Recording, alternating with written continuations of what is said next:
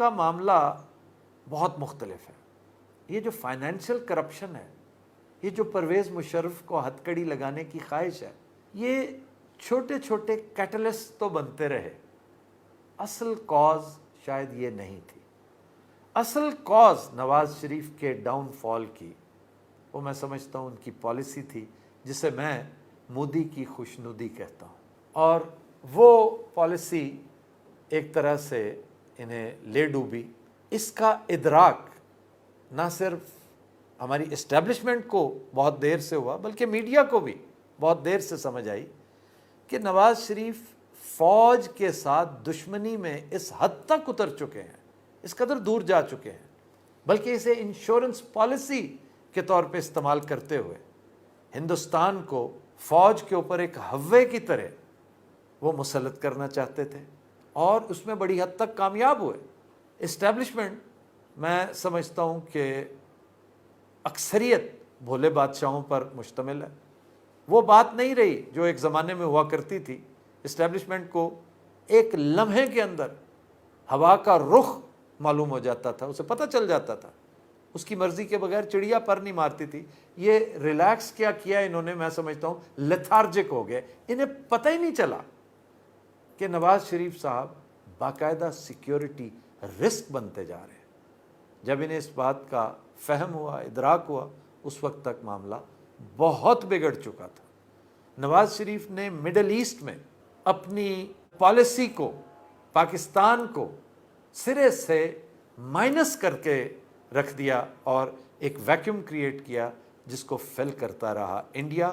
پاکستانیوں کی تعداد مڈل ایسٹ میں کس شدت سے شرنک ہوتی چلی جا رہی ہے، اور نہ صرف یہ بلکہ طرفہ تماشا ڈبل سے بھی زیادہ ہوتی چلی جا رہی ہے انڈینز کی تعداد وہاں پر.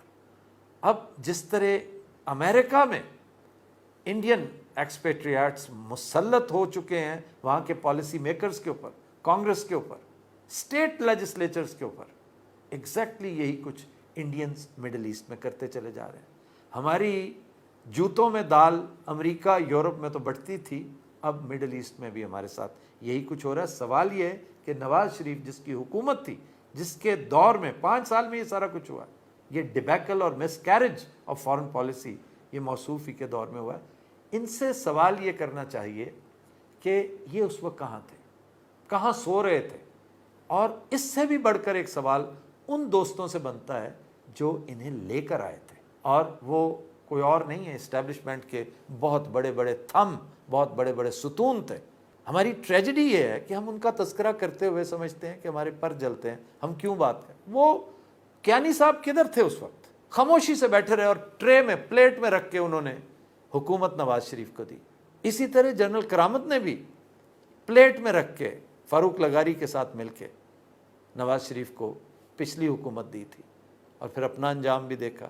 آگے چل کر پرویز مشرف کے معاملات اور دیگر معاملات، میں نہیں سمجھتا کہ یہ اصل کاز تھا. اصل کاز صرف اور صرف یہ تھی کہ ہندوستان کو ہمارے ہر معاملے پر مسلط کر دیا گیا، اور اسٹیبلشمنٹ کو جب اس کا ادراک ہوا، اس وقت پھر اسے خیال آیا کہ یہ صاحب تو شتر بے مہار ہیں، تو اب انہیں پکڑا کیسے جائے، اب کیا کیا جائے.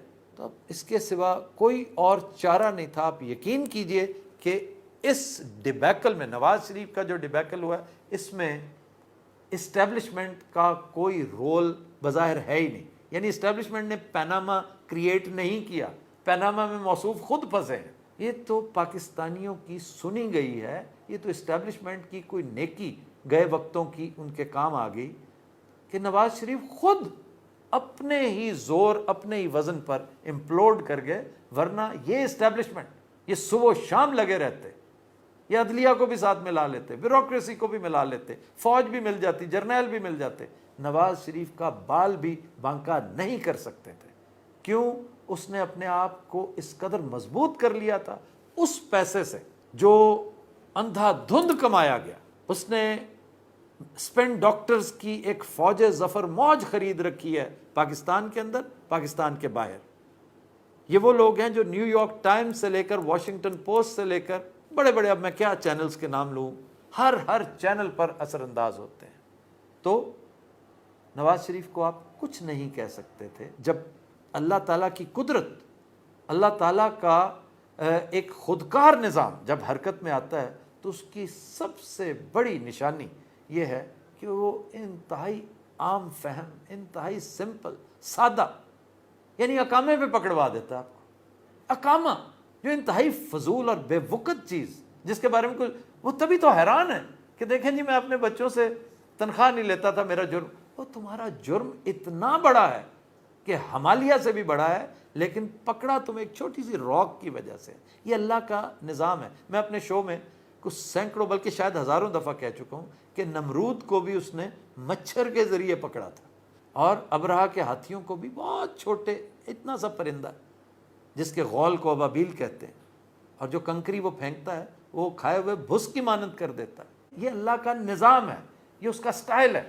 یہ ہم ہیں جو توپ سے مچھر مارنے چل نکلتے ہیں، اللہ تعالیٰ اس طرح نہیں کرتا۔ اس کا یہی سٹائل اس کو خدا بناتا ہے، شہنشاہوں کا شہنشاہ بناتا ہے کہ انتہائی آسانی کے ساتھ وہ بڑے بڑے جگادریوں کو اوندھا گرا دیتا ہے۔ چنانچہ اسٹیبلشمنٹ کچھ نہیں کر پا رہی، ان کے رستے کی رکاوٹ نہیں بن رہی۔ ایون مشرف نے اپنے آپ کو امریکی اسٹیبلشمنٹ کے آگے سرنگوں کر دیا تھا، اور امریکی اسٹیبلشمنٹ نے پچھلے 15 سال میں صرف ایک ہی کام کیا ہے، اور وہ ہے ہندوستان کی خدمت، بھارت کی خدمت۔ کیوں؟ ایک تو اس ریجن میں اسے بھارت جیسا سپورٹر چاہیے چائنا کی نگرانی کرنے کے لیے، اور دوسرا اس کے اندر اتنی بڑی لابی امریکہ کے اندر انڈینز کی اکٹھی ہو چکی ہے کہ اسے بہر صورت انڈیا کو سپورٹ کرنا تھا۔ مشرف بھی یہی کچھ کرتا رہا۔ آپ دیکھ لیجئے کہ آزادی کشمیر کی تحریک صحیح معنوں میں دم توڑی تو مشرف کے دور میں۔ یہ تو چونکہ نہائے دھوئے لوگ ہوتے ہیں نا، انہیں کوئی کچھ کہتا نہیں ہے، انٹچیبلز ہیں۔